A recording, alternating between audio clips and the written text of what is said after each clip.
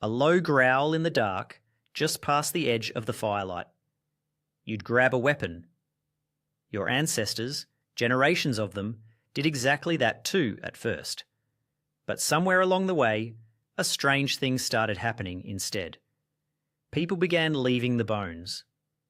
In 1914, near Bonn, Germany, workers quarrying stone uncovered a grave holding 2 humans and laid carefully between them the skeleton of a dog. Researchers later dated it to roughly 14,000 years ago, making the Bonn-Oberkassel dog the oldest burial that confirms beyond real doubt that humans and domestic dogs already shared a bond worth honouring in death.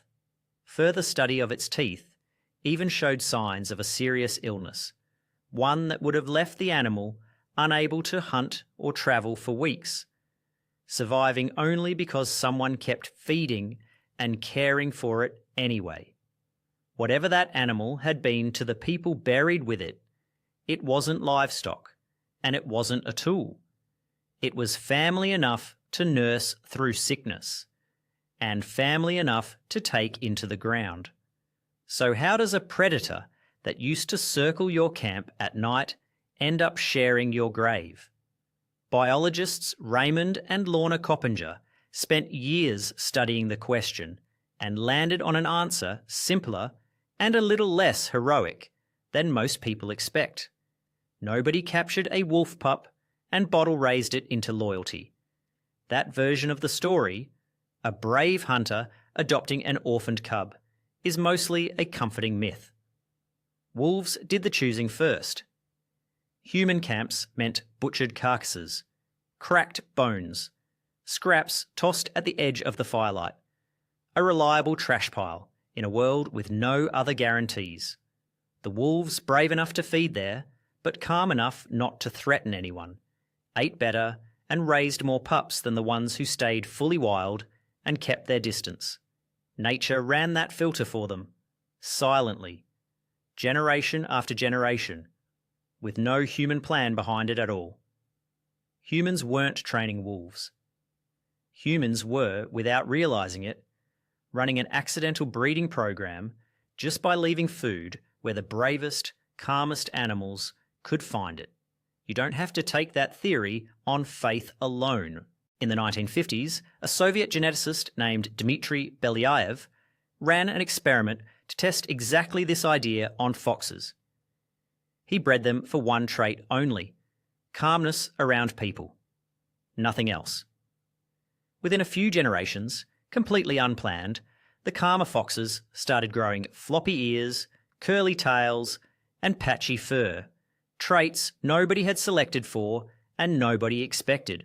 Selecting for tameness alone seems to drag a whole package of physical changes along with it, for free, which is exactly the transformation a wandering, scavenging wolf would have gone through on its way to becoming something closer to a dog.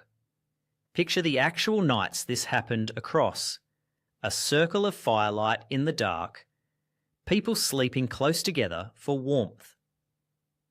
At the very edge of where the light gives out, a pair of eyes that don't run when you glance over. Throw a bone out there instead of a spear, and the eyes stay another night.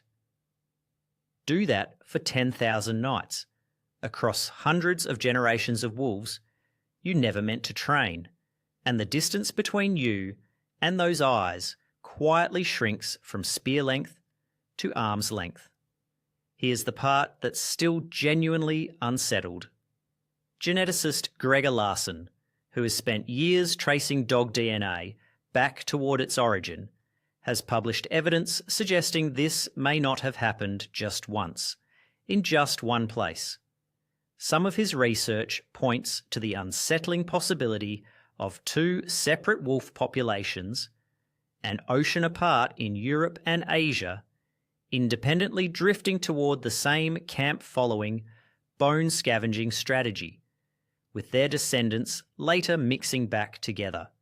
Scientists still don't fully agree on where the first dog came from, or whether the first dog is even the right way to ask the question.